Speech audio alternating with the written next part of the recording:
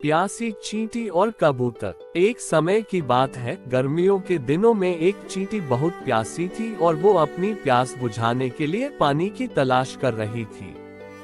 कुछ देर आसपास तलाश करने के बाद वह एक नदी के पास पहुंची।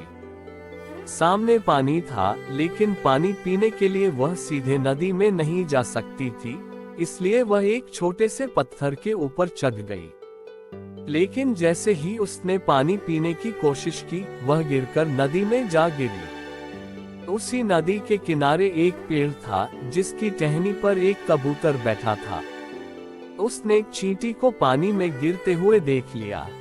कबूतर को उस पर तरस आया और उसने चींटी को बचाने की कोशिश की। कबूतर ने तेजी से पेड़ से एक पत्ता तोड़कर नदी में संघर्ष कर रही चींटी के पास फेंक दिया। चींटी उस पत्ते के पास पहुंची और उस पत्ते में चढ़ गई। थोड़ी देर बाद पत्ता तैरता हुआ नदी किनारे सूखे आ गया। चींटी ने पत्ते में से छलांग लगाई और नीचे उतर गई। चींटी ने पेड़ की तरफ देखा और कबूतर को उसकी जान बचाने के लिए धन्यवाद किया। ये भी पढ़ें पंचतंत्र की कहानी लालची कुत्ता। इस घटना के कुछ दिनों बाद एक दिन एक शिकारी उस नदी किनारे पहुंचा और उस कबूतर के घोंसले के नजदीक ही उसने जाल लगा दिया और उसमें दाना डाल दिया। वह थोड़ी ही दूर जाकर छुप गया और उम्मीद करने लगा कि वह कबूतर को पकड़ लेगा। कबूतर ने जैसे ही जमीन में दाना देखा, वह उसे खाने के लिए नीचे आया और शिकारी के जाल में फंस गया। वो चींटी वहीं पास में थी और उसने कबूतर को जाल में फंसा हुआ देख लिया। कबूतर उस जाल में से निकलने में असमर्थ था।